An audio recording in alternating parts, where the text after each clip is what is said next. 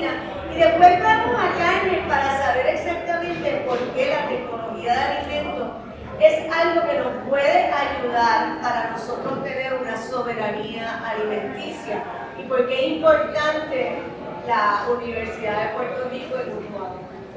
¿Ok? Y ese es mi tema. Hola. Bueno, pues muchas gracias, buenos días y gracias por la invitación. Siempre un gusto estar acá.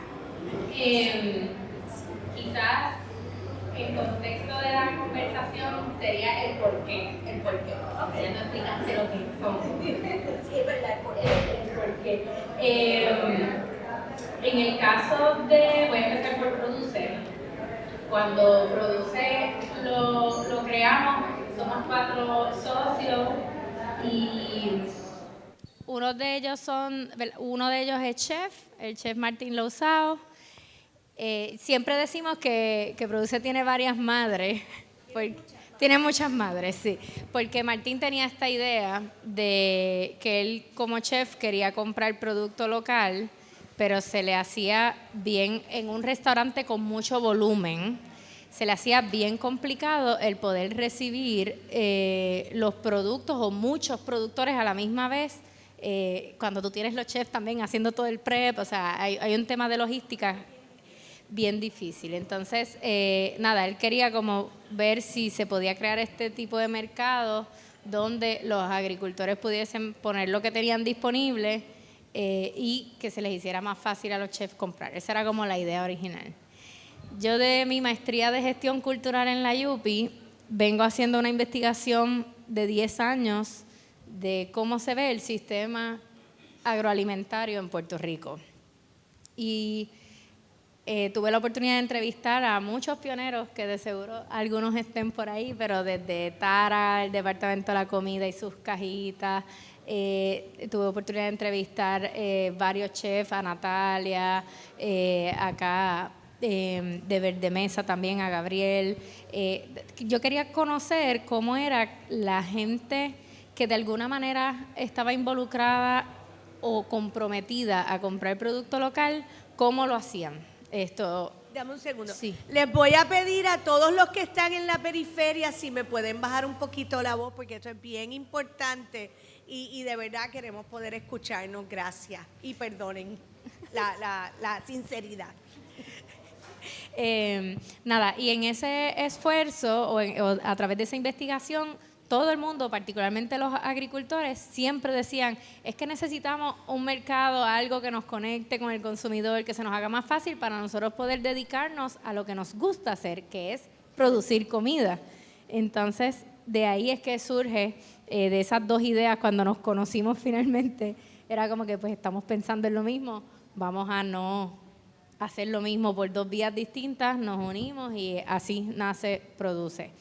Nosotros, quizás es importante que sepan que cuando nacimos nosotros nos escrachamos la primera semana, nos dimos cuenta que habíamos cometido un error craso, porque en nuestra mente nosotros no nos íbamos a meter en logística.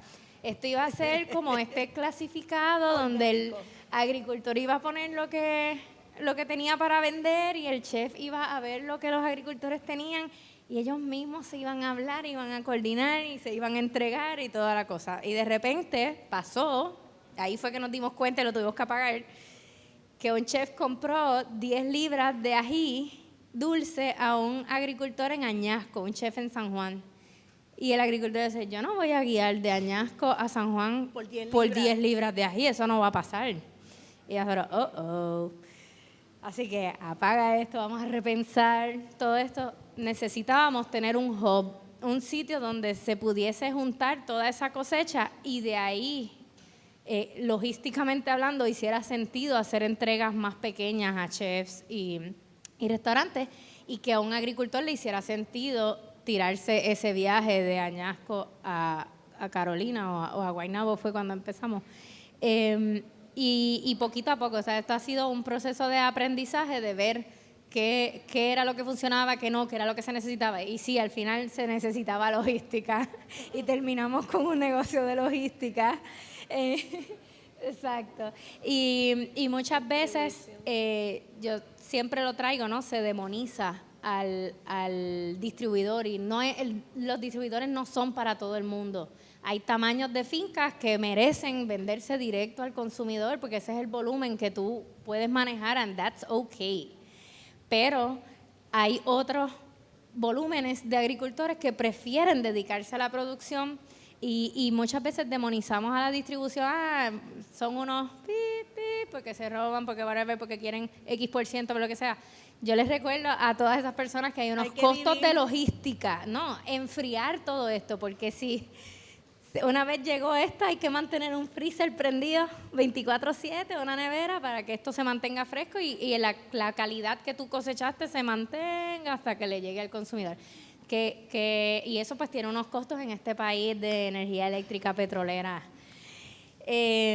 más la transportación, etcétera. Pero nada, sin querer entrar en mucho detalle, de querer hacer una cosa donde todo el mundo se iba a comunicar directamente, pues terminamos, la cadena es mucho más corta porque literalmente es un solo sitio y después entregar, pero pues sigue siendo parte del ¿Y te ha sistema. sorprendido cómo has llegado al consumidor individual, además de los restaurantes? Sí, dándole fast forward. Porque es que eso es lo que está pasando ahora. 2020, exacto, en el 2020 explota la pandemia, nosotros teníamos el app para los chefs, lo que Martín había pensado, estaba ready para los chefs, pero ya nosotros entregábamos cajitas y órdenes en toda la isla. Eso sí, siempre lo hemos tenido de compromiso, que era que el acceso a alimentos frescos no podía ser solamente para la ciudad, tenía que ser para todo el mundo donde vivieran en Puerto Rico. Y este año empezamos a entregar en Vieques también, que todo el mundo sabe que hay unos retos enormes de acceso a alimentos frescos en esa isla, big time. Pues nada, la cosa es que en el 2020 estábamos ready para lanzar, explota la pandemia, los restaurantes muchos tienen que empezar a cerrar o hacer ajustes, etcétera. Y nosotros dijimos, ¿qué realmente nos está parando de entregarle al consumidor final? Si ya igual entregamos en toda la isla, el app está hecho. Lógico. Crecimiento lógico. Nos tiramos por ese barranco, que fue un crecimiento brutal en medio de la pandemia, pero de nuevo, el tema de logística, bien complicado. Estábamos en un saloncito chiquito, le seguíamos comprando un montón de agricultores que se quedaron sin comedores escolares para venderle todos sus sofritos y sus viandas, y los supermercados también mucho más controlados, así que teníamos mucho producto y mucho consumidor que no quería ir al supermercado. Así que perfecto. Y a pesar de que fue medio tormentosa la parte logística, lo logramos sobrevivir. Recuerdo enviar un email como 3 meses después pidiendo disculpas si la cagamos terriblemente porque estábamos en el revolú, pero así fue que surgió. Y me parece a mí, por lo que hemos visto de estos pasados 3 años de muchos consumidores comprando directo, que lo que se ha logrado es que si tú puedes venir al mercado del Viejo San Juan o si puedes ir al de la Roosevelt, etcétera, usualmente tú lo haces porque tú prefieres escoger las cosas tú, verlas, claro. Etcétera. Eso tiene un valor que la tecnología jamás lo va a poder brindar. Pero si estás en tu casa pillado, no pudiste ir al mercado ese día, bla, bla, bla, y como quieras tienes el compromiso de comprarle al agricultor local, pues entonces tienes esta otra alternativa y te llega a tu casa. Y nosotros decimos que es como, y siempre le estamos hablando a nuestro equipo, ustedes son la extensión de la mano de ese consumidor que no puede llegar al supermercado o al mercado a escoger lo suyo, pues si tú no lo echarías en tu carrito, pues no lo eches en este carrito porque... Claro. Y así pues minimizamos quejas, etcétera. Pero pues ese ha sido...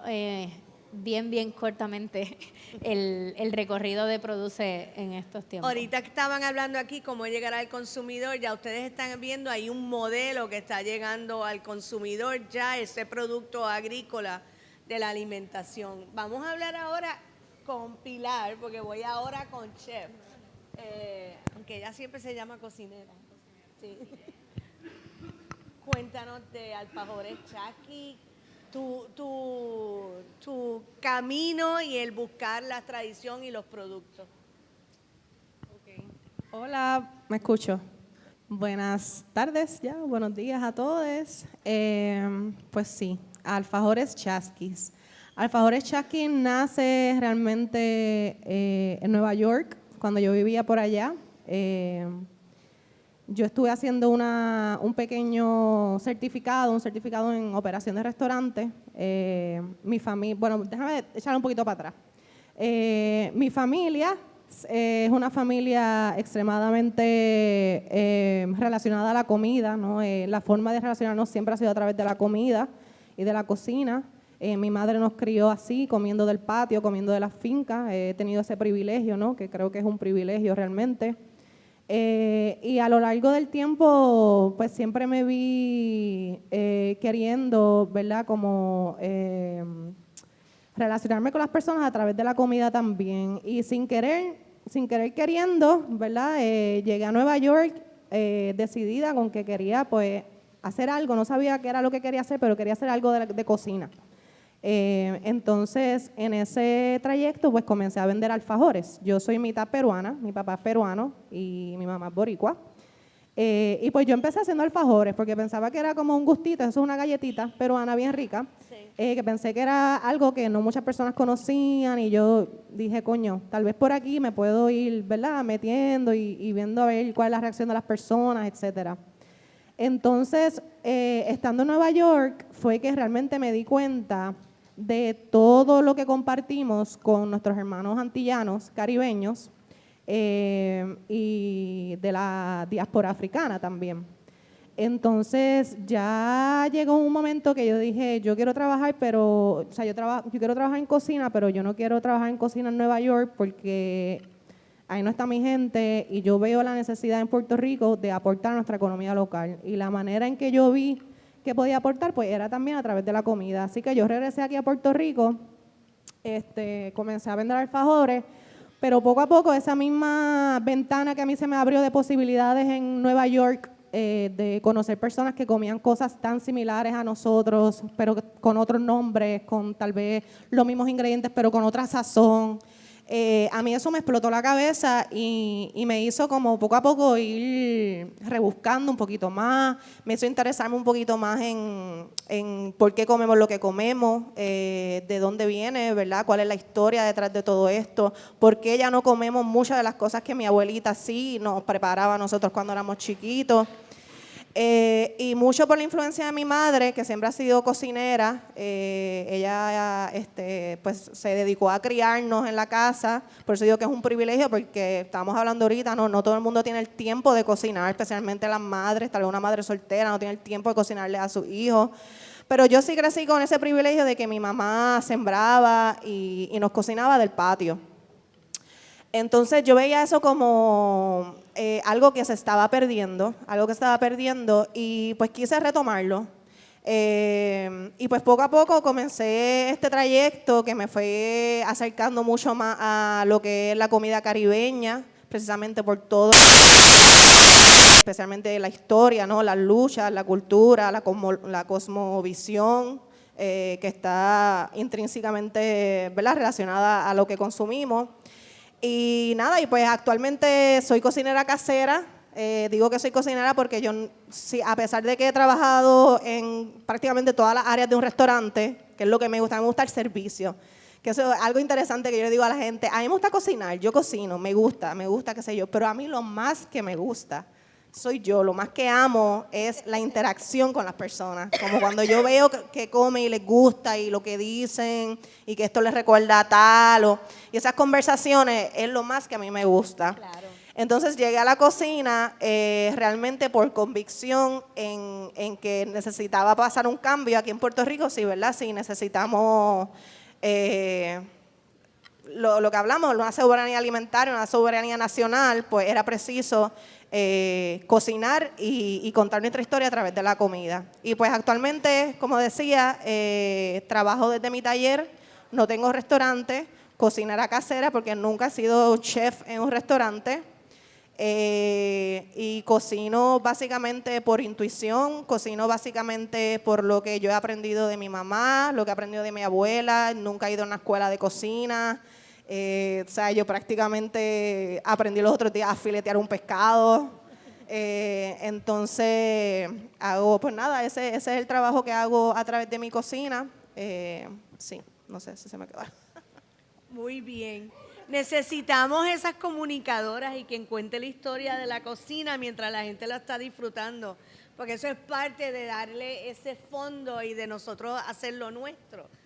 Y ahora para la tercera persona que nosotros tenemos a la profesora Carmen Díaz y Rivera, ay perdón, esto fue, ay, ya te iba a poner con ella, para que nos hable un poco sobre la tecnología de alimentos. Y cuán importante es en realidad la tecnología de alimentos para un futuro de una autonomía alimentaria. Bien, buenas tardes. Para mí es un placer estar aquí en esta tarde y antes de contestar la pregunta de Giovanna, quiero formalmente agradecer a OMI, que es uno de nuestros estudiantes del programa de procesamiento de alimentos en la UPR de Utuado.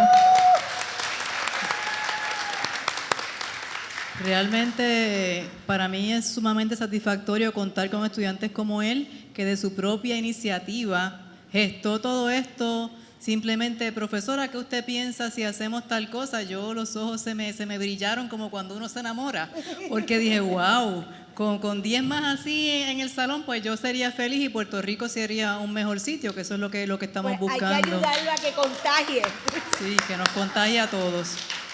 Y antes de ir sobre la importancia de la tecnología de alimentos, me gustaría poner en situación por qué estamos aquí en esta mañana, esta tarde ya, ¿verdad? Y por qué la inquietud de OMI de que la gente de Puerto Rico, no solamente la gente que estamos en Utuado, sepa que la Universidad de Puerto Rico en Utuado existe y que tiene un programa que no nació ayer, sino que este año, en el 2024, cumplimos 45 años de estar establecidos en Utuado y de haber arrancado con un programa de procesamiento de alimentos desde el día cero.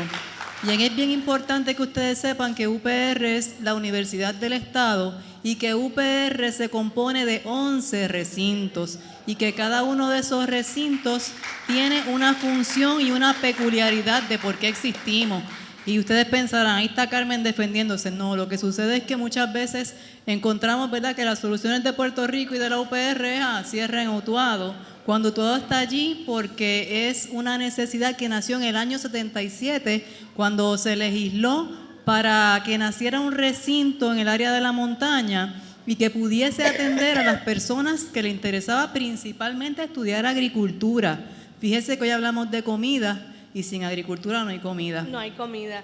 Y sin educación pública no hay pueblo. Claro que sí. Entonces, poniendo eso en perspectiva, ¿verdad?, de que el recinto nace con el propósito de servir a las personas que estudian agricultura, que en un principio Utuado estaba un poquito aislado, ya digo estaba, porque hoy día nosotros tenemos una carretera 10 que nosotros estamos en 1 hora y 15 minutos en el recinto de Utuado perfectamente, sin coger curvas. Mire, y esta jíbara que está aquí nació en Castañer del Are, que dicen que es el punto más lejos de Puerto Rico.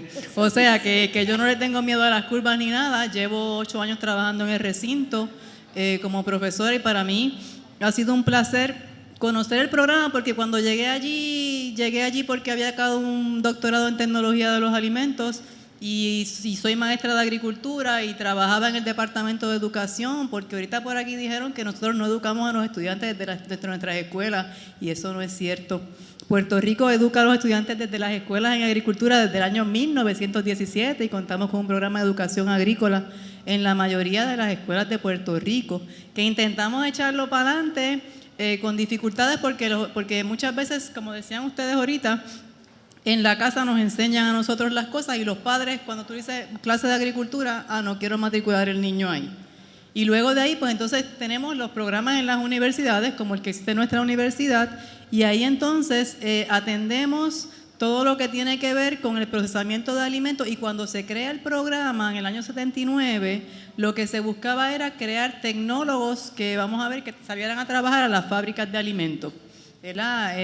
Puerto Rico, pues la más grande pues es Goya de Puerto Rico, y se enfocaba un poquito más en que los estudiantes aprendieran a hacer alimentos enlatados, aprendiesen a trabajar un poco en control de calidad, y eso pues lo hemos ido modificando. Hicimos una revisión curricular luego de que yo llegué allí, y en el año 2017 comenzamos un currículo nuevo. Básicamente reformamos, ¿verdad? Porque cuando yo llegué allí, yo dije, ¿pero qué es esto? Que el doble sello, que la lata, que no le puedo, que para qué yo le voy a vender eso a un estudiante, ¿verdad? Y entonces hicimos un programa un poco más moderno, y lo que estamos buscando es que a través de los 2 años, es un programa de grado asociado, los estudiantes pasen por todas las facetas de conocer lo básico, que es el mundo de la tecnología de los alimentos, donde hablamos, ¿verdad? Perdónenme, de diferentes tecnologías. Todo es post cosecha. Estamos dentro de agricultura, pero ya no vamos a la cosecha como tal, sino que arrancamos con cuándo se cosecha el alimento y qué yo hago con él, cómo lo conservo, qué tecnologías más modernas utilizo, crear una responsabilidad, porque a todos nos encanta comer. A mí es la primera, me encanta cocinar. Yo soy fan de Giovanna desde que era una niña, que la veía por televisión y compraba sus revistas y todo eso, ¿verdad? Claro. Bueno, no era una adolescente. Soy la más vieja. Desde adolescente. Pero verdad, la responsabilidad de que yo pongo un alimento a disposición de un cliente, pero la responsabilidad de que ese cliente no se me vaya a enfermar es mía en la cadena alimenticia. Y todos esos temas somos los que cubrimos en la parte del grado asociado. También estamos abiertos a ver que cómo lo podemos mejorar, ¿verdad? Quizás con panelistas como los que hemos tenido esta mañana, con los que tenemos ahora, con Giovanna, podemos contar para que nos ayuden a dar un poco más de luz, porque a veces pensamos que el mundo, ¿verdad?, pues es ciencia, y que la química y que la microbiología, y que quizás tendría que ir algo que sea más práctico para atraer los estudiantes. A todo esto les tengo que contar que enfrentamos un problema grave de que los estudiantes no llegan al recinto, ¿verdad? Que ya no ven una prioridad en estudiar cosas como esta, porque quizás o están mal enfocados, o ahora quieren ser solamente influencers, o piensan que por ser guapos ya nos ganamos la vida, no sé. Así que por ahí andamos buscando cómo que los estudiantes lleguen allí, cómo mejorar el currículo, y demostrar que la importancia de la tecnología de los alimentos es abrir las mentes a responsabilidades, ¿verdad?, de manera que no vayamos a enfermar a alguien, que sepamos que manejar alimentos es algo grande e importante, que contribuyamos a la seguridad alimentaria de nuestro país. Desde que llegan a la escuela yo empiezo con el lavado de cerebro de que hay que consumirlo de aquí, de que si puedes hacer tu propio huerto pues mejor, y ir educando a los estudiantes desde pequeños, porque eso es una tarea que sí es de los padres, pero también nos compete a todos los que estamos en el mundo de la educación. O sea, tengo 2 preguntas. En la primera, solo contéstame, pero los cursos de agricultura entonces son electivas, son algo que el padre dice si el hijo lo va a coger o no. En el caso ahora me voy a salir de la universidad y voy al sistema educativo. Porque esos son los futuros estudiantes. Sí, claro, esa es nuestra primera cosecha, y donde yo empecé realmente a trabajar, ¿verdad? El Departamento de Educación cuenta con un programa que es el programa de educación agrícola. Eso está dentro de toda la parte ocupacional. Y dentro de este programa hay 2 maneras de estudiar agricultura, siempre y cuando el estudiante esté en grados de intermedia a superior.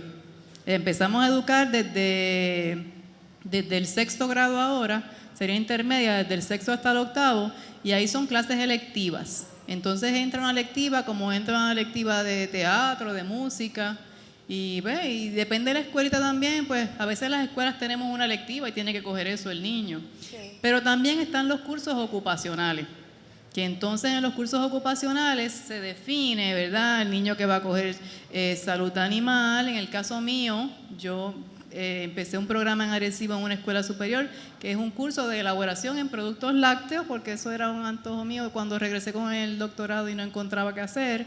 Y tenemos ese programa ahí. El niño llega en 9º grado, el grado 9, el grado 10, el 11 y el 12, y coge un currículo que ya establecimos específicamente en esa área. Y en el 4º año, pues entonces termina su práctica. Pero también hay horticultura ornamental, hay producción de cultivos. ¿Sabes? Que dentro de lo que es la educación agrícola ocupacional, hay unas ramas que ya definen un poco más al estudiante. O sea que es más hablar con influencers estudiantes para que ellos vean lo chévere que puede ser y que puede ser una profesión para el futuro. Y la tecnología de alimentos a nivel universitario, por ejemplo, hemos estado hablando con agricultores, con chefs, con cocineros. ¿Cuán importante vamos a poner que hay un surplus de algo, escoge tú el producto? ¿Dónde entra la tecnología de alimentos para poder hacer lo que dure más y que puedas también sacarle lo que tú ya invertiste en esa producción? Válgame. Muy difícil. Bueno, no, la tecnología de alimentos vamos a pensar que entra en varias facetas porque tiene que ver desde la higiene del alimento, que es una faceta, ¿verdad?, que sabemos que tenemos que cumplir con unas normas de seguridad alimentaria en términos ya higiénicos, ¿verdad?, de que no hayan bacterias, de que no hayan ciertas cosas que no pueden llegar a los alimentos, pero también entra en la creación de nuevos productos.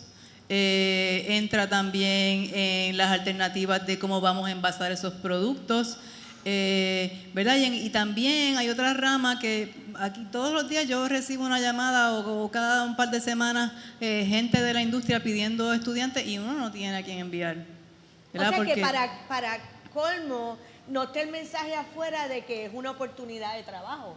no está el mensaje de afuera, negocio. no está el mensaje afuera, porque todas las empresas necesitan una persona que le haga un quality control, y nosotros pues entonces tenemos unos cursos que específicamente los vamos guiando, que luego ellos van a hacer unas certificaciones que la ley les exige y demás, pero que los encaminamos en el sentido de que por lo menos cuando lleguen a una planta de alimentos sepa que hay unas cosas que hay que controlar, ¿verdad? Que tienen que saber cómo hacer un pH, que tienen que saber cómo llevar a cabo unas pruebas de estabilidad, que cómo yo saco un producto al mercado y le determino el largo de vida útil de ese alimento para poder poner una fecha de expiración, qué cosas van en la etiqueta, cómo hacemos una etiqueta. Y aquí tenemos un círculo perfecto porque Puerto Rico está trayendo productos preparados artesanalmente, o sea que habría hasta un outlet para estos productos producidos. Y Añade todo lo que Sorry. Ajá.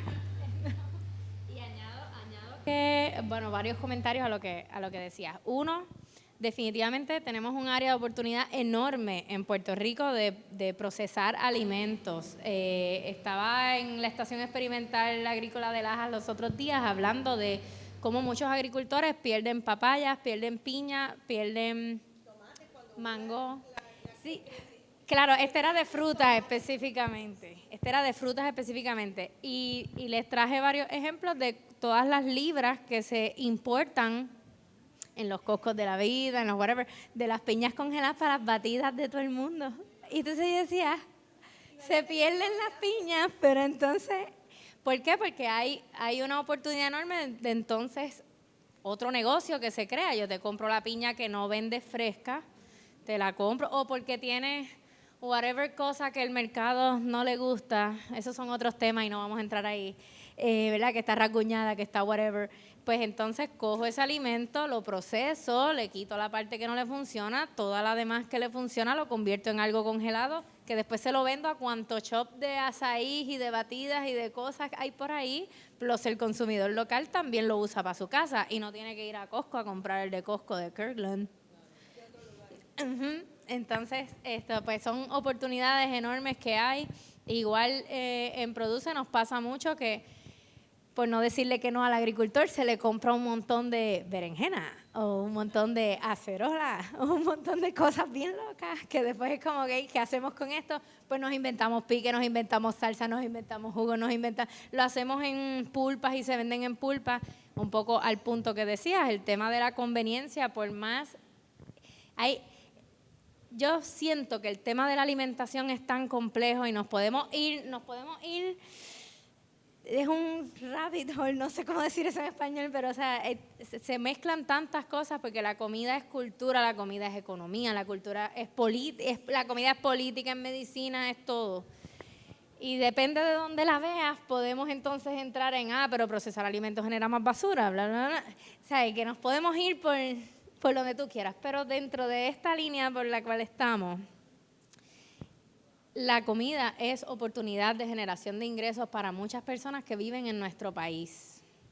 Y mientras lo hagamos de manera sostenible y mientras nos podamos inventar cosas que al final del día aboguen a esa conveniencia que está buscando el consumidor, porque nosotros compramos comida también, además de producirla y de whatever, la consumimos todos los días. A veces es medio, ¿cómo es? Casa de herrero, cuchillo de palo.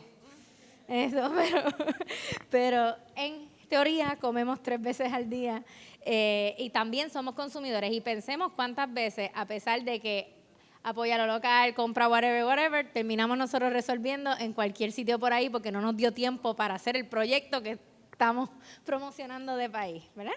Y yo me incluyo en eso y lo veo todo el tiempo. Entonces, pues lamentablemente, aunque no nos guste el sistema en el que vivimos, en este es el que estamos ahora mismo, hay otras luchas que podemos dar en otros lugares, pero desde la comida, ¿cómo podemos apoyar a ese agricultor? Que es la parte más difícil. El agricultor ya produjo esto, lo tienes ahí.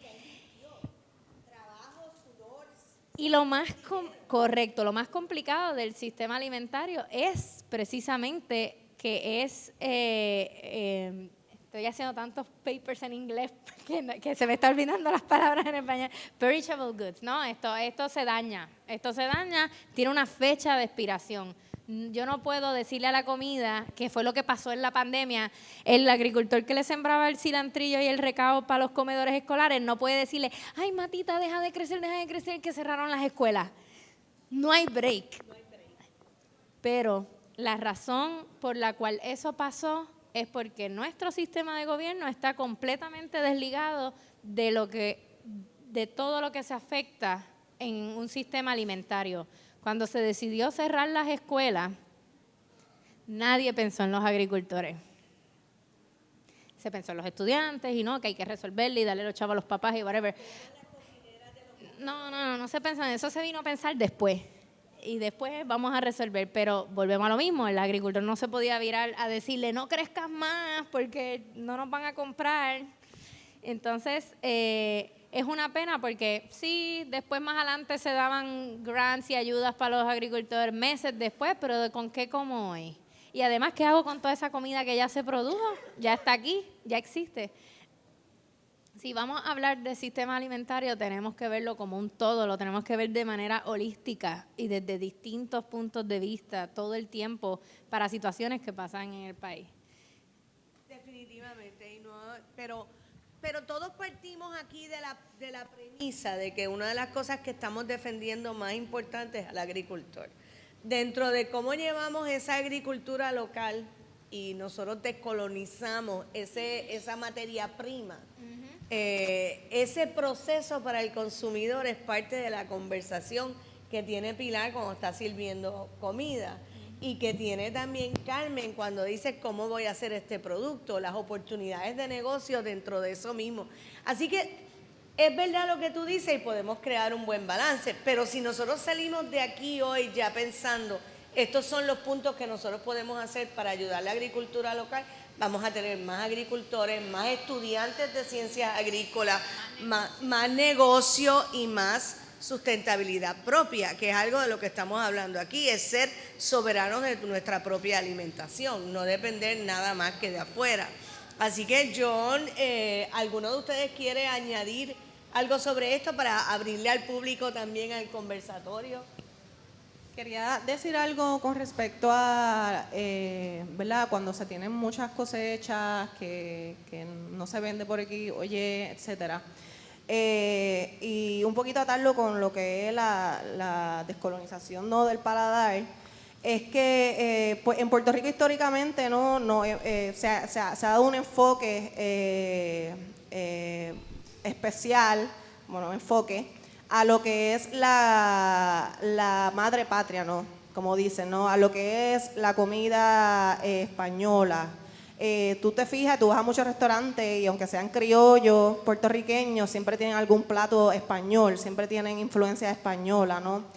Y creo que parte de decolonizar nuestro paladar y nuestra nación es mirar al lado, mirar que tenemos alrededor de nosotros. Tenemos las Antillas, tenemos el Caribe, tenemos poblaciones que históricamente se han alimentado, ¿verdad?, por la geografía, por las condiciones políticas también y sociales, de los mismos alimentos que crecen aquí en esta isla, en este archipiélago. Entonces, un poco que me he dado cuenta también que ocurre mucho cuando las personas, por ejemplo, consumen producto local, es que muchas veces también como que se cansan de comer lo mismo. Lo he escuchado de personas, ¿no? Como que, ya yo no sé qué hacer con la piña, ya yo no sé qué hacer con el mango.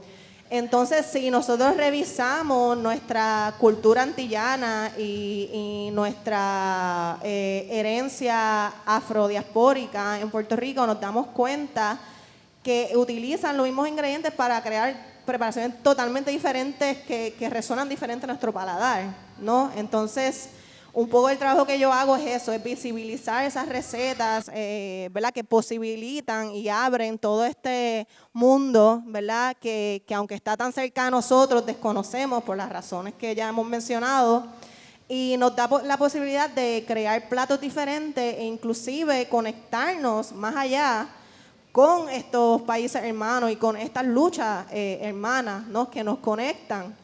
Y creo que pues eso es un trabajo que hay que empezar a hacer y es una responsabilidad, pienso también, como cocinera y pues ¿verdad? La gente cocina por diferentes razones. La gente hay unas personas que cocinan porque les gusta el arte, les gusta crear unos platos brutales que tú los ves y dices, wow, qué sé yo, o sea, me lo voy a comer porque se ve brutal.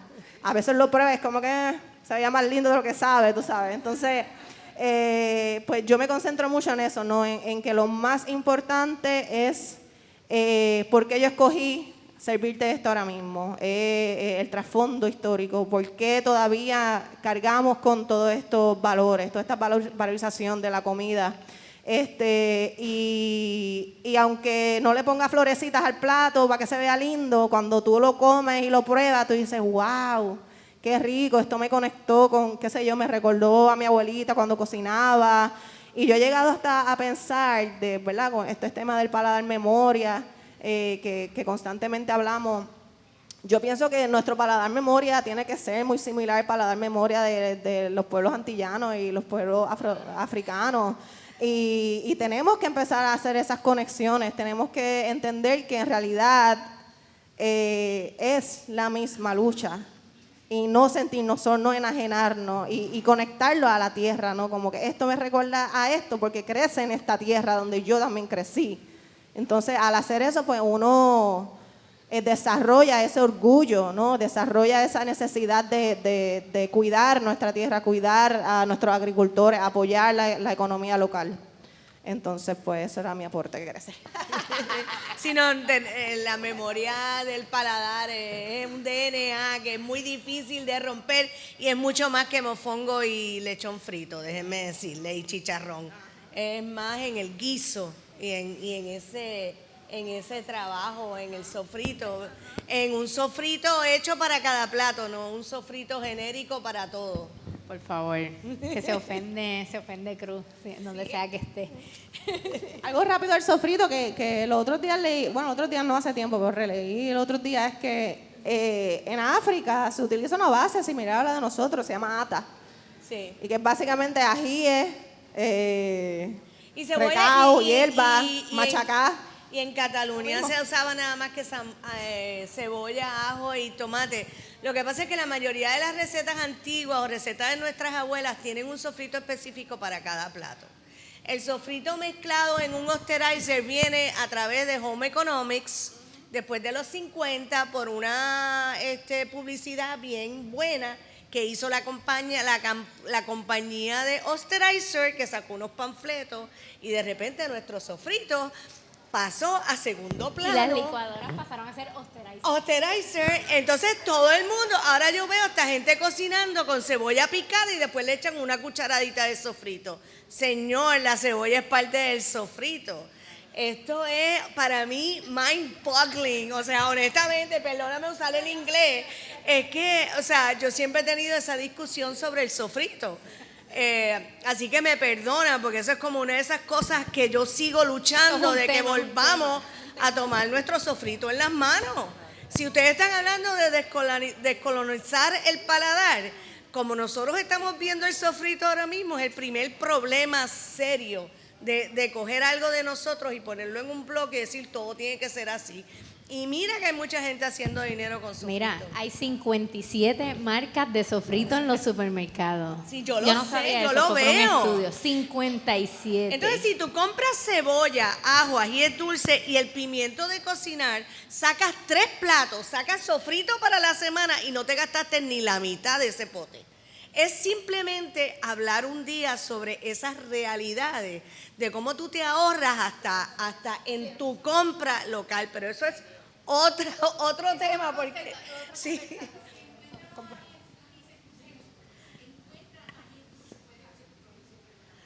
Pero hay ají dulce, eso es de las pocas cosas que se encuentran. Lo triste es que el pimiento cubanela está siendo sustituido ahora mismo por el pimiento de rellenar, que es más agua que sabor, y que la mayoría viene de Colombia o de Costa Rica, que los supermercados y República Dominicana, y nosotros crecíamos ese pimiento, o sea, ¿y cómo se consume aquí? Estás loca por decir algo. Quiero decir 20 cosas, pero hemos hablado 20. Sí, hay muchos temas. Es que hay muchos temas. Hay muchos temas. Pero estaba leyendo el título del panel para... Sí, para seguir con la línea, perdona. Que se llamaba ¿Cómo procesamos y distribuimos la comida en el archipiélago? Y por eso íbamos ahora a Carmen, porque ella es empresaria y está haciendo un producto de la leche local. Espectacular, by the way. Pues sí, además de dar clase, ¿verdad? Pues también un día se me ocurrió empezar a ser empresaria. Y fundamos una pequeña quesería con un ganadero en el pueblo de Atillo que se llama Atillo Novalac y mercadeamos bajo una marca que es la marca de la crema. Y ahí empezamos a hacer quesos y yogures artesanales. Como yo estudié en España, pues traje unas recetas de allá, más o menos la vine y modifiqué el queso que yo hacía allá, que era el queso de Burgos, pero lo junté un poco con lo que se hacía en la zona norte de Puerto Rico y nació el primer queso que yo le puse el clandestino. Y el nombre, pues todo el mundo me pregunta, ¿pero por qué clandestino? Y es que les recuerda a la gente de la zona de Atillo el queso que tradicionalmente se hace, pero sin registro sanitario. Y por eso de ahí viene el clandestino. Exacto. Y es un queso que tiene mucho mérito. A mí me encanta que cuando la gente, como decían ahorita, ¿verdad? Como decía aquí, que cuando uno le ve la cara a la gente, cuando le gusta lo que uno hace. Triste cuando no le gusta. Pero cuando tú ves esa cara de que, wow, ¿verdad? Qué rico. Ahí uno se siente un poquito mal. Para conseguir el queso clandestino y conseguir tus productos, ¿te ha sido fácil la distribución? Pues mira, en principio, pues nosotros hemos cogido todo, igual que la universidad, cogimos todos los palos habidos y por haber, los huracanes, los terremotos, la pandemia. Yo trabajaba en la universidad y se me había ocurrido este invento, o sea que en las horas extra trabajaba con la quesera, una quesera bien pequeña, que los invito, ¿verdad? Pueden buscar nuestra página de lacremapr.com y ahí tenemos toda la información de nosotros. Hacemos recorridos en la finca, la empresa ha ido creciendo. Somos clientes de Puerto Rico Produce, ¿verdad? Que después de la pandemia comenzamos a distribuir allí.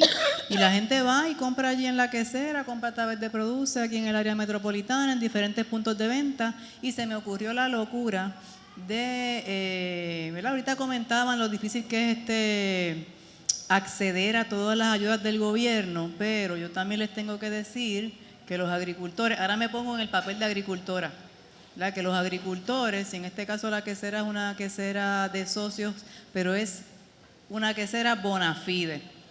Por lo tanto, tiene derecho a someterse, a solicitar ciertos fondos que llegan de parte del gobierno. Ahorita hubo un comentario un poquito desafortunado de una persona, pero no quiero entrar en esa polémica, ¿verdad? Porque nos vamos a dañar el conversatorio. Realmente las ayudas están disponibles para todo el mundo que cualifique. Y para cualificar, pues simplemente hay que tener todos los papeles al día. estar incorporado, tener un registro de comerciante, ser un agricultor bona fide, que todos los agricultores tenemos derecho a eso, inclusive los pescadores, los productores de leche, las queseras, entre otras, ¿verdad? Pero tenemos que tener todos esos papeles al día, no podemos estar dando palos a ciegas.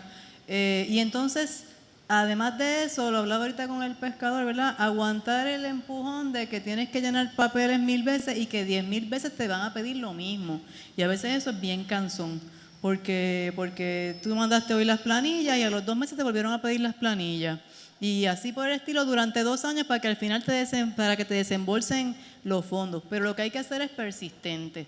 Y a lo que iba con todo este rollo es que entonces nosotros decidimos solicitar también la parte de formar parte de los mercados familiares, que para una empresa tan pequeña como la mía ha sido un reto brutal, porque mientras una quesera puede hacer 1000 quesos al día, yo hago 100. O sea, que es un producto completamente artesanal, hecho a mano, y con un esfuerzo brutal, desde las 5 de la mañana hasta las 7 de la noche, saco 200 quesos. Entonces me tengo que ir a un mercado a vender 1000 quesos ese día, ¿verdad? Pero es otra forma de que también la gente pueda adquirir nuestros productos, porque es importante que el producto de Puerto Rico sea para los puertorriqueños y para todo el mundo. Ya aquí no, ¿verdad? Nosotros no estamos en una élite de que aquí solamente va a venir X o Y, sino que nos gusta ver, por ejemplo, yo y los mercados familiares fue un reto bien grande para mí porque no importaba que yo estaba allí. Y eso implica levantarme a las 2 de la mañana, yo vivo en Camuy, levantarme a las 2 de la mañana, estar en la quesera a las 2:30, tener todo un crew de personas que va a trabajar conmigo, trabajar con un producto refrigerado que tiene que ir en hielo en principio porque no teníamos camión refrigerado, todo en hielo, llegar al pueblo que me digan, si es Cataño, Cataño, si es Loíza, Loíza, si es Lares, Lares, no importa. El pueblo que sea, hay que estar allá a las 5 de la mañana con todo el personal, montar las carpas, sacar los productos, vuelvo otra vez refrigerados, con hielo ahí todo el tiempo, y entonces intentar a la gente que va a comprar que te compre ese producto. Que es una forma que pero sí me da la satisfacción de que esa gente que participan de los mercados familiares, ¿verdad? Que eso es en el Departamento de Familia, el Departamento de Agricultura, esos fondos especiales, pues que también puedan ir y comprar allí. Le vendemos los yogures y llevamos yogures de todos los sabores.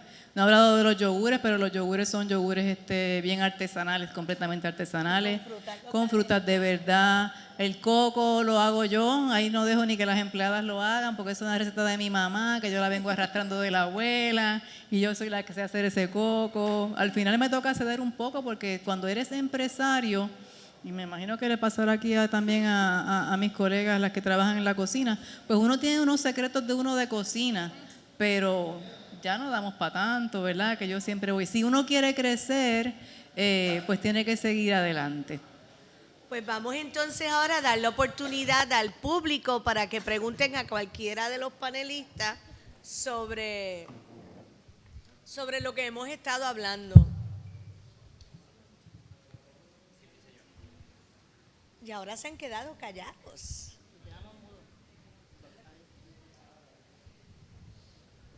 Saludos. Sí, para Cristal, creo. Ajá. Quisiera saber sobre las prácticas ecoamigables de las prácticas ecoamigables de los agricultores locales. No están modificados genéticamente. ¿Cómo tú ves esa práctica aquí? Prácticas ecoamigables. En cuanto al orgánico y esa calidad. Gracias por la pregunta. Para propósitos de los demás, me preguntó que cómo veía las prácticas ecoamigables en los agricultores en Puerto Rico. Me quedé ahí. Pendiente a lo que no esté modificado genéticamente y quisiera saber si puedo comprarlo con esa confianza. Ya, ok. Bueno, la respuesta que siempre damos desde Produce, y después te voy a añadir la mía. Cuando llegó el momento de decidir a quién le comprábamos y a quién no y toda la cosa, nosotros estábamos bien claros que nació para apoyar al pequeño y mediano productor de Puerto Rico. No todos los productores pequeños y medianos siguen prácticas agroecológicas. Nosotros, la misión de Produce es sustitución de importación por producto local. Así que desde Produce, el compromiso es comprarle al productor pequeño y mediano, no necesariamente utilizando prácticas agroecológicas. Esa es la respuesta oficial, nunca hemos escondido eso. Ahora bien, ahora te añado yo de mi respuesta. El pequeño y mediano productor en Puerto Rico, aunque no tenga una práctica agroecológica, aquí no se ve lo que se ve en otros países con extensiones de terreno enormes donde hay un avión pasándole por encima, whatever. Esas son las grandes corporaciones que son otros 20 pesos, ¿verdad? El agricultor chiquito, por más que eche algo de insecticida en su finca, por el lado, lo que sea. Poquito. ¿Perdón? Es poquito. Exacto, sí, no. El micrófono me... Exacto, es un espacio que no está volando por todo el aire, por todo eso. Yo no estoy de acuerdo en carácter personal, pero en carácter de Produce, castigar a todo el productor que todavía no ha recibido la educación para hacer esa transición a la agroecología, tampoco nos ayuda como país a llegar a la sustitución de importación. Al contrario, hay que empezar y al punto que iba a citar ahorita Eliso era, tenemos que aprender como lo que nos dijeron que no hiciéramos. Me acuerdo que nos decían, usted se sienta en una mesa y usted no habla de religión y no habla de política. Eso nos hizo mucho daño como isla. Nosotros deberíamos tener capacidad de sentarnos a hablar lo que no queremos hablar en una mesa. Y aunque no estemos de acuerdo con el que está al lado, tener la capacidad de tener una conversación y un diálogo y aprender. Y esa conversación la necesitamos tener con todos nuestros pequeños y medianos productores. Si no, nos vamos a quedar solamente hablándonos entre los agroecológicos y excluyendo a los demás. Y no puede ser. Así que siempre que sea de una finca agroecológica, el producto lo va a decir en la descripción en Produce, en este caso. Yo le pregunté a un agricultor una vez si usaba insecticidas y me miró y me dijo, el insecticida es bien costoso. Yo trato de no usarlo. Si yo lo tengo que usar es emergencia y bien poquito por lo costoso que es. Así que hay una realidad de que no es una cosa así. Claro, pero también hay que lo mejor que a ti te puede pasar es conocer a tu agricultor. Sí. Si tú vas a su finca y conoces quién es y cómo trabaja su producto, pues eso es lo mejor que te puede pasar. Y ya entonces después vienen estas otras escalas que hablábamos al principio de, bueno, pues si no llego ahí, pues voy a un mercado, si no logro llegar al mercado, tengo estas otras alternativas. Y yo creo que hay como si vemos un círculo, ¿verdad? Que se va expandiendo. Hasta que lo último que te queda es el producto orgánico. En Puerto Rico creo que había un agricultor que estaba certificado USDA Organic y lo dejó de hacer, lo último que supe, porque el papeleo es tan complejo que no le valía la pena hacerlo más. Y hay un montón de sellos orgánicos, hay un montón de sellos orgánicos. También tierras vírgenes que nunca se han utilizado, tierras que han tenido, o sea, es una burocracia peor que cualquier otra burocracia que ustedes puedan esperar. Así que, y yo me acuerdo en un simposio de alimentos que estaba empezando en la parte en los supermercados orgánicos, y entonces una periodista de USA Today dijo, cuando yo voy a ver una cosa orgánica y yo la voy a comprar, yo digo, ¿por qué yo la puedo comprar? Porque yo gano tantos miles de dólares al año. La comida saludable debe ser para todos. Y era porque esa burocracia hacía tan costoso. Y todo al principio es un poquito más costoso. Pero de todas maneras, ella decía, entonces yo escogía que era lo que de verdad iba a comprar y iba a lo otro. Tenemos que tener un balance en lo que vamos creciendo hacia el punto que queremos llegar. Yo estoy contigo en eso. ¿Quiere abundar alguien? Sí. ¿Verdad? Hablando de los cambios de paradigmas y de las conversaciones que no queremos tal vez tocar o de los miedos que tenemos, yo pienso que la industria de restaurantes necesita cambiar si de hecho queremos lograr la soberanía alimentaria, ¿verdad? Si ese es el norte de los cocineros, los chefs, necesita cambiar urgentemente, porque yo lo que veo es un total, ¿verdad?, como desfase, se dice, como una desconexión al propio discurso de soberanía alimentaria cuando tenemos, ¿verdad? No quiero criticar a nadie específico, sino más bien a la tendencia que estamos viendo en Puerto Rico, por lo menos que yo estoy viendo en Puerto Rico, de que un restaurante, a pesar de que sí utiliza, ¿verdad?, cosechas locales, cosechas agroecológicas, sí aporta directamente a los agricultores, a los pescadores de pequeña escala, etcétera, al final, esa comida que ellos procesan la están consumiendo personas que no son de aquí, de Puerto Rico. Entonces,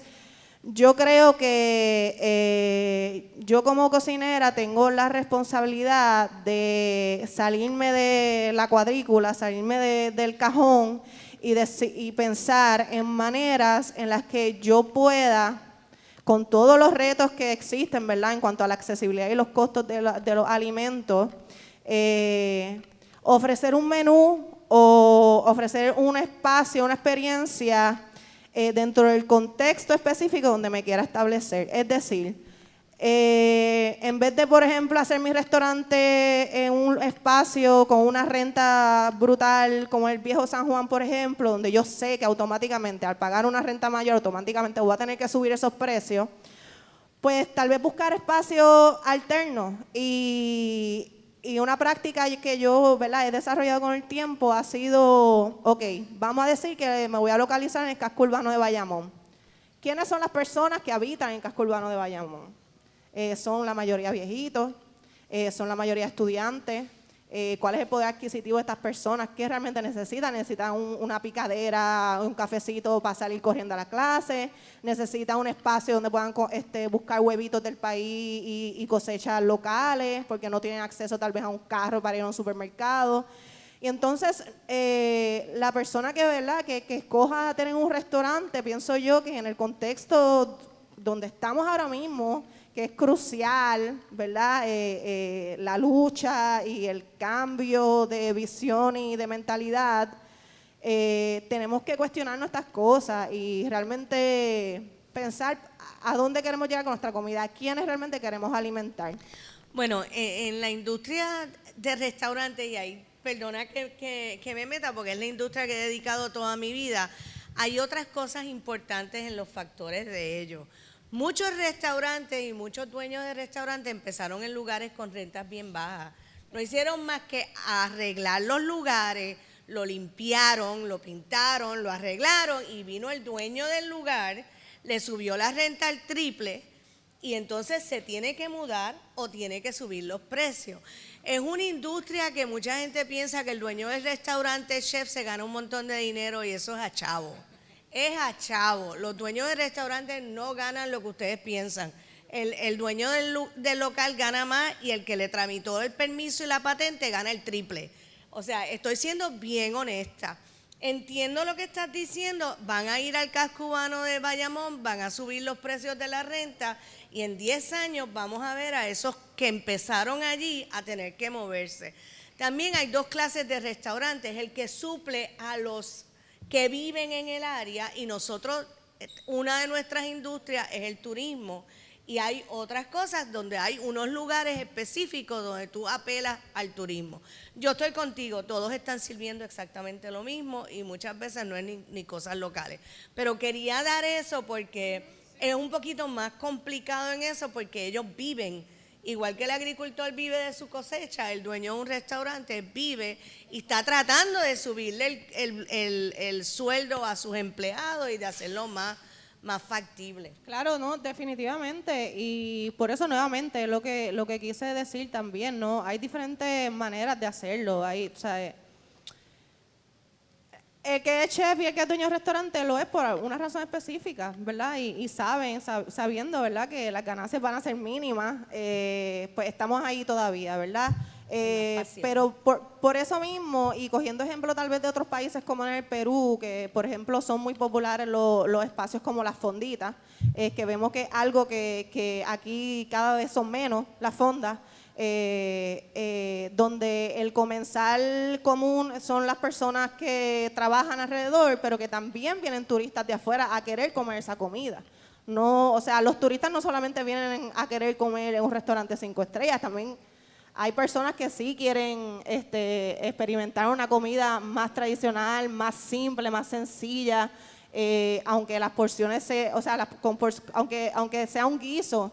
Por ejemplo, un guiso en vez de servir un caviar o simplemente algo mucho más difícil de procesar. Lo que yo estoy buscando son maneras, ¿verdad? Yo no tengo la contestación, yo no tengo la respuesta, pero sí son preocupaciones, ¿verdad? Desde una cocinera y preocupaciones desde el contexto actual que vivimos.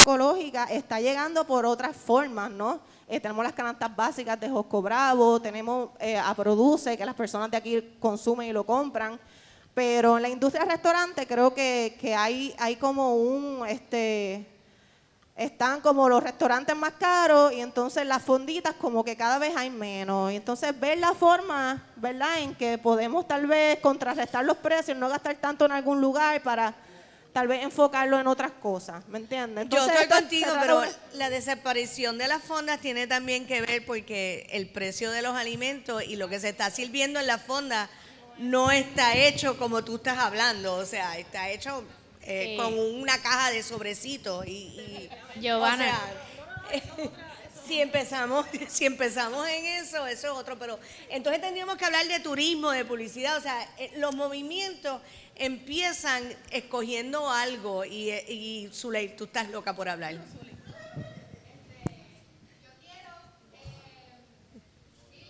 Sí.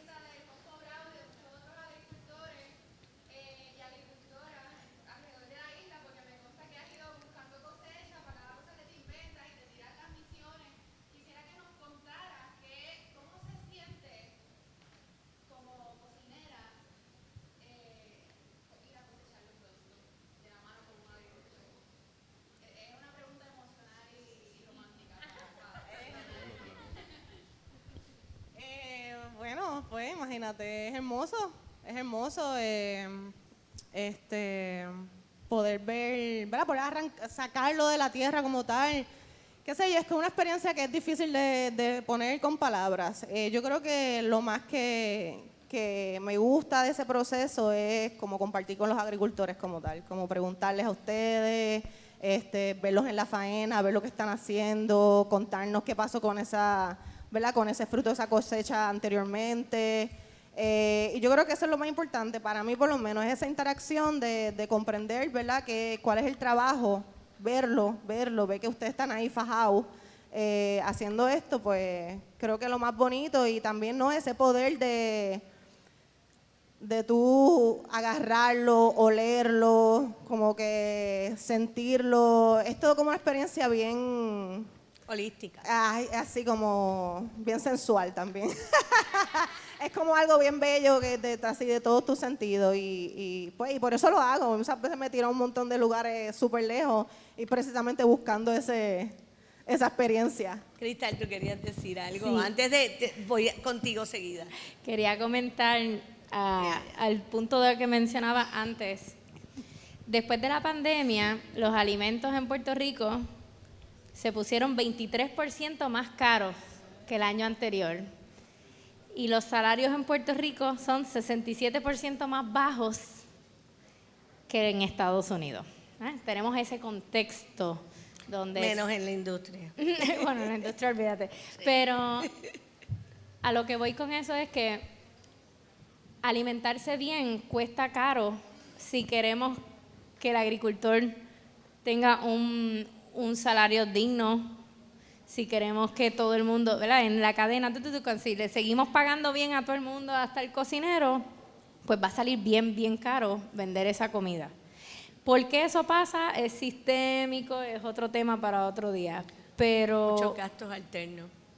Pero también pone en contexto que todas estas fonditas, cafeterías, whatever, muchas veces, no siempre, pero muchas veces terminan vendiendo cosas congeladas, cosas importadas, etcétera, porque puedes llegar a un precio. Pues, que son los que la persona en la fonda va a encontrar. Y creo que entonces hay, dentro de este sistema que hay que arreglarle 20 cosas, Sí. hay espacio para todos. Yo creo que sí. Y lo importante es el contexto en el cual yo sirvo ese alimento. Si yo soy chef, restauré la casita, construí el restaurante y ahora me están llegando turistas, tampoco es para enojarme, ¿sabes? Le estoy dando de comer a un montón de gente, le estoy pudiendo comprar a agricultores y quizás mi rol ahora es transmitir a través de los meseros: mira, esto que te está comiendo es de Puerto Rico, esto es un privilegio que te lo comas de Puerto Rico, porque esto no usualmente el boricua de a pie se lo tiene que comer importado porque no lo puede pagar. ¿Por qué pasa eso? Y empezar a explicar nuestra situación, nuestro problema, porque todo esto al final del día se mueve a política pública y todos y cada uno de nosotros tiene poder de cambiar política pública. Pero nos tenemos que ir poquito a poco porque son procesos bien lentos, pero nos tiene que importar empezar a que nuestras voces se escuchen donde se discuten esas políticas públicas.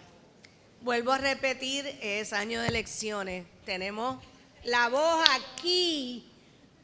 ¿Quién le toca? Tú tienes el micrófono, después te lo paso a ti. Okay. Bueno, saludos.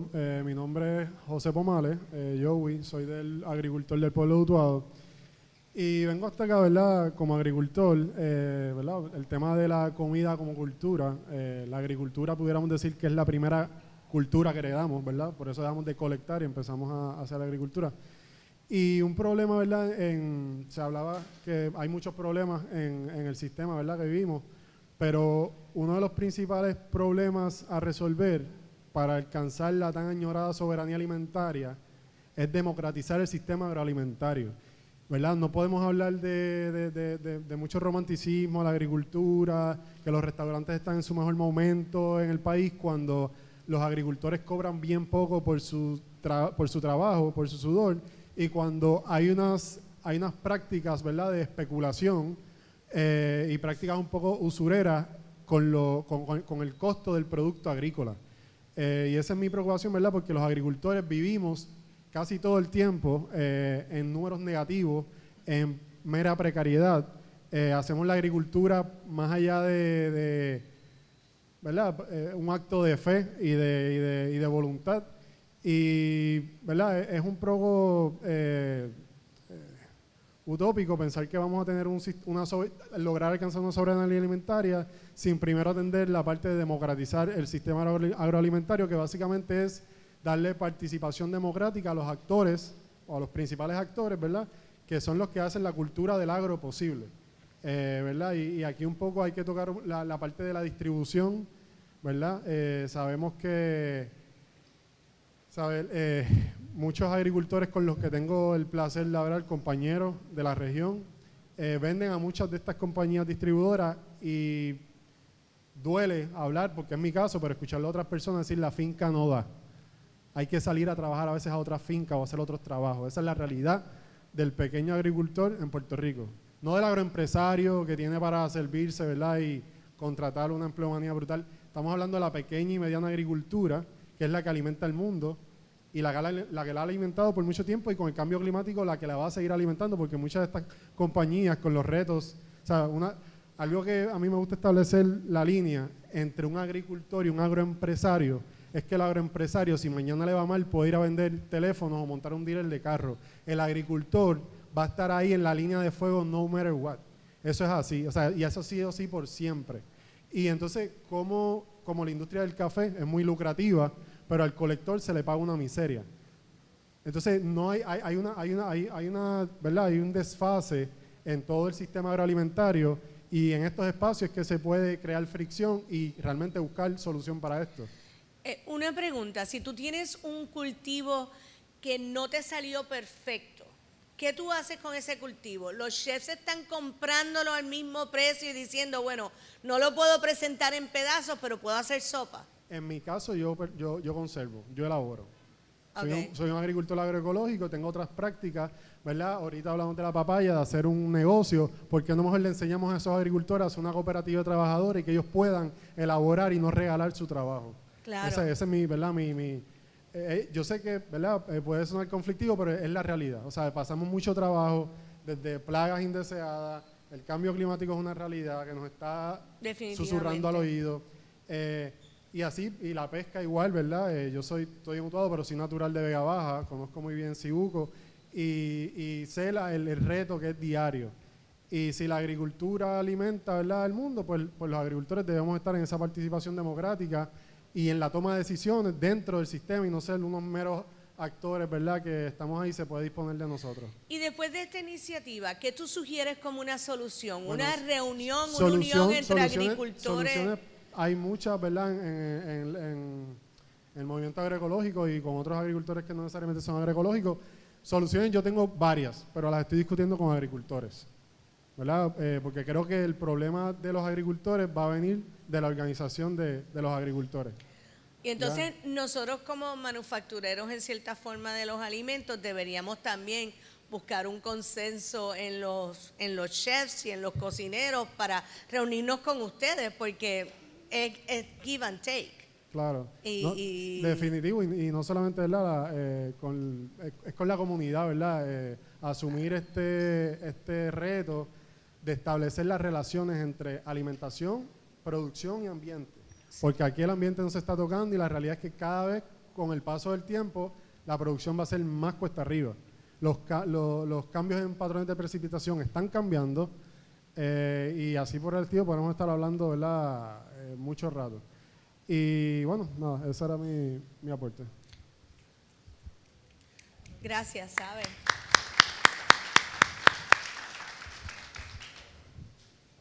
Saludos, me llamo Jesse Freire Morales, soy exalumno de la Universidad de Puerto Rico en Utuado, orgullosamente, y actualmente estoy haciendo una maestría en el Colegio de Frontera Sur en México y tengo una inquietud que va a llegar con una pregunta, ¿verdad? Porque mi tema tiene que ver con estrategias de diversificación agrícola en los sistemas cafetaleros, especialmente en la zona de Utuado, Lara, Junta y Yauco, que es el área que he estado frecuentando. Y yo, con la preocupación, ¿verdad?, que me mencionó el compañero ahora, pues yo estoy familiarizando con agricultores, ¿verdad? Estoy hablando de fincas de 25 o 20 escuelas para abajo y como él dice, pues mucha de esta gente está en el día a día batallando y yo especialmente estoy como que enfocado también en los agricultores que no son agroecológicos. Si los agroecológicos en sí tienen retos también, sí, los agricultores tradicionales campesinos que tienen menos acceso a redes sociales, recursos, pues tienen más dificultades para promover sus productos y sus cosechas. Y pues claro, el café, una razón por qué se produce en esta zona es porque es un precio estandarizado, que la gente no tiene que competir en el mercado, ya las torrefacciones te lo compran. Pero entonces todos esos otros alimentos que los productores producen como guineos, yautía, malanga, vegetales, muchas veces algunos los abandonan porque no lo encuentran costo efectivo, ¿verdad? Por la falta de mercado.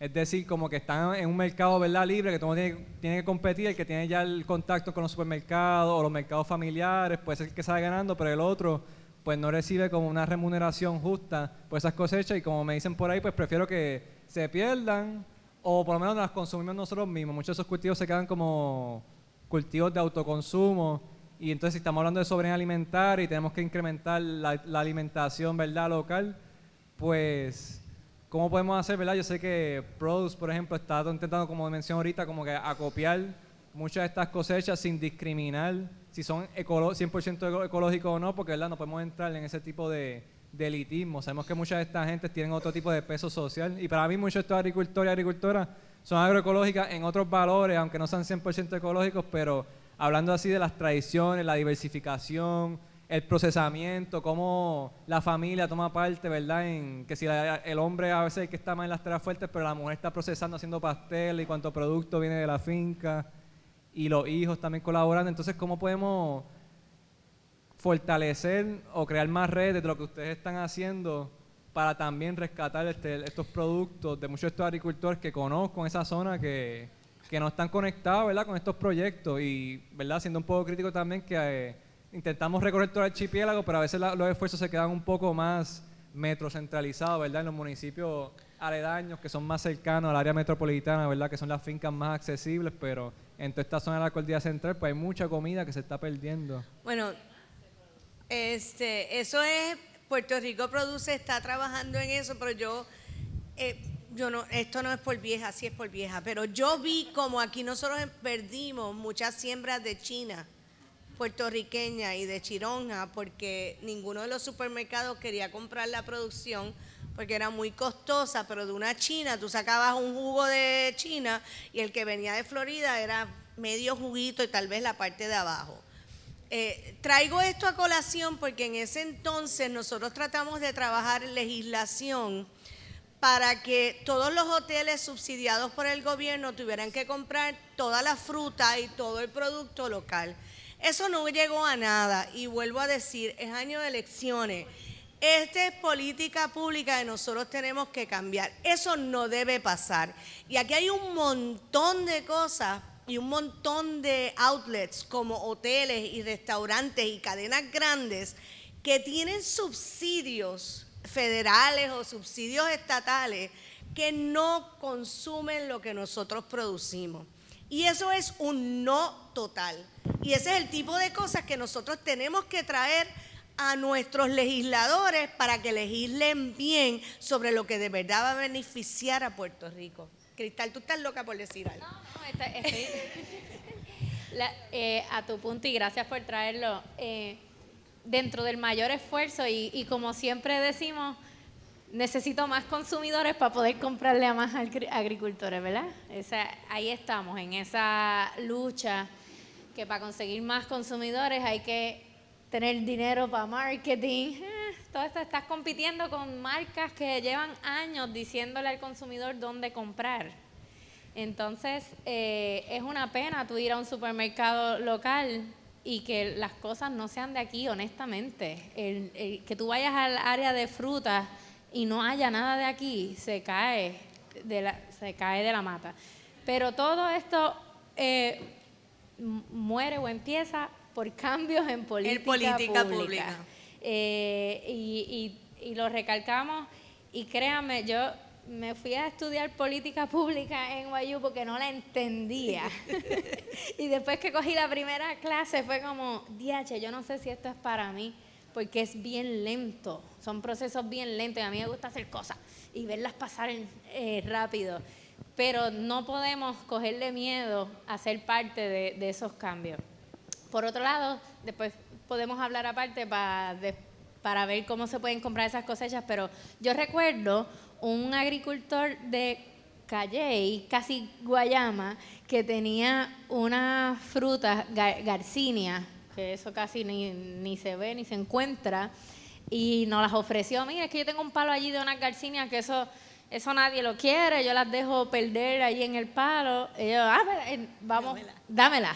Las vendiste. Y entonces, sí, y las vendíamos y la gente no sabía lo que era. Tuvimos que pedirle a Cruz que escribiera una historia de qué era una garcinia y empezar a explicarle al consumidor qué es esto y para qué lo puedes usar. O sea, hay un montón de educación para hacer, pero son particularmente los árboles, que son tantos años para que produzcan, y muchos agricultores terminan cortándolos para sembrar lo que se mueve. Y mucho de ese agricultor que tú dices que es más agroecológico que otros, y entiendo prefieren sembrar quizás menos de lo que se les mueve por preservar lo que siempre estuvo históricamente en sus fincas. ¿Cómo le creamos mercado a eso desde la tecnología agrícola? Nada, yo quiero decir algo breve, y es que yo entiendo el punto de los agricultores y la dificultad de la distribución. Personalmente yo no tengo distribuidores, ¿verdad? En el caso de la quesera, desde el principio quisimos hacerlo nosotros y no fue cuesta arriba, mucha gente se acercó, mira Carmen, eso no puede ser así, pero en todo momento yo dije, de momento lo quiero hacer yo, porque el 30% si no se lo tendría que en el distribución y luego se lo tendría que aumentar al producto y demás. O sea que también entiendo que los agricultores pues tienen que y buscar también quién le pueda comprar ese producto. Y en cuanto a los mercados familiares, también le quería decir a los agricultores que quizás no todo el mundo tenga la fuerza para estar metido en eso, con lo que eso conlleva, pero ellos también pueden ser suplidores, que no tiene que necesariamente uno tener los 10 cultivos pero yo puedo, por ejemplo, simplemente sembrar batata y ser un suplidor de algún mercado familiar y te compran la cosecha y te la pagan dignamente. Creo que sería lo que puedo aportar. ¿Alguna otra pregunta, Eliso? ¿Tú querías añadir algo?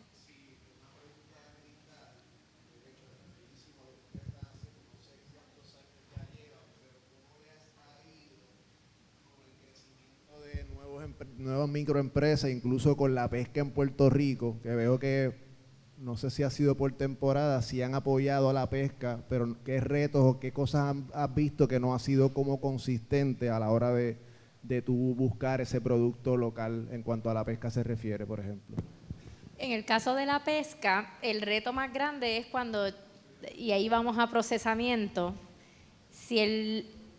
yo puedo llegar hasta el pescado entero y vendérselo a alguien para adelante entero. Si ya yo voy a empezar a filetear o a sacar, ahí entra tecnología de alimentos, entran otras leyes, es otro proceso. Entonces, y como es proteína, es FDA.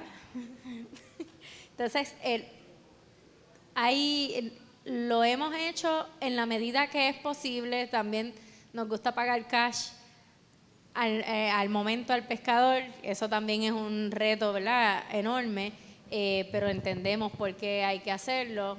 Y ese, te diría que ha sido el palo más grande que hemos dado, que ofrecemos pesca local. ¿Dónde tú consigues pesca local si no estás conectado con un pescador?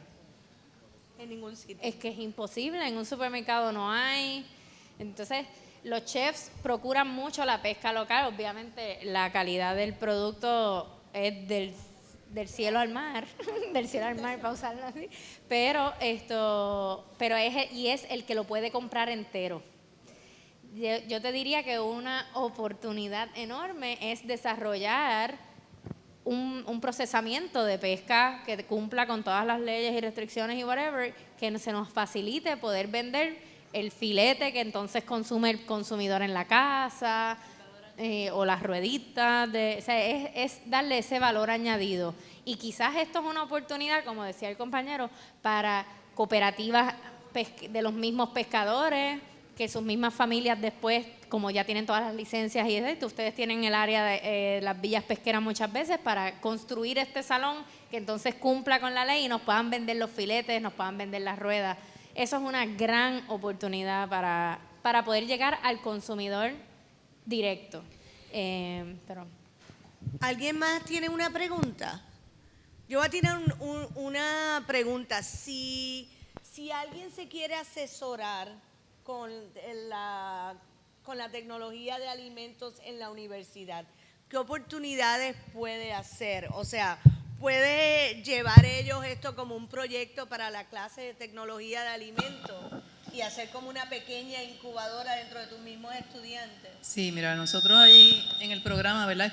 Estamos abiertos y este semestre venimos a trabajar fuerte con eso, a que la industria, los agricultores lleguen donde nosotros y nos presenten sus inquietudes, ¿verdad? Porque realmente la universidad existe para educar a puertorriqueños que trabajen para Puerto Rico.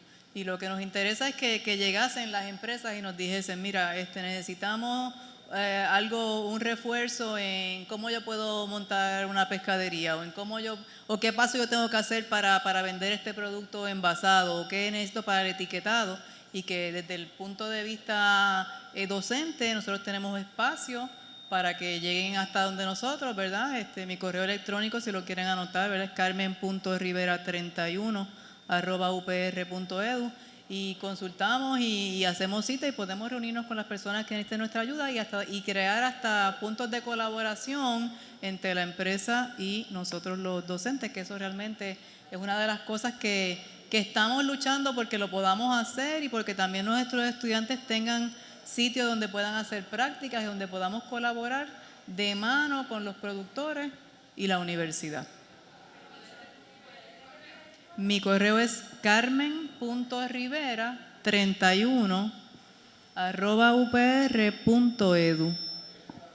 Efectivamente, estamos terminando ya, no nos queda más tiempo para esta parte del conversatorio, pero recuerden que ustedes pueden seguir hablando con ellas, que ellas van a ir afuera del círculo de aquí, y yo me siento bien positiva porque definitivamente de este conjunto hemos sacado diferentes pequeñas soluciones que nosotros podemos empezar a encaminar para mejorar. Un punto al calce de este conversatorio es que todo se puede si se empieza, aunque sea con el primer paso, y que la Universidad de Puerto Rico está para servir a Puerto Rico y la educación del pueblo de Puerto Rico debe estar en las manos del pueblo de Puerto Rico, y iniciativas como la Universidad de Puerto Rico, otro de política pública, la ley universitaria, lleva años luchándose y todavía no se llega. Así que es el momento de empezar a decir, todo es un círculo por un Puerto Rico mejor y nosotros lo tenemos en nuestras manos y en nuestras voces. Así que gracias 1,000,000, gracias Cristal, gracias Pilar, Carmen.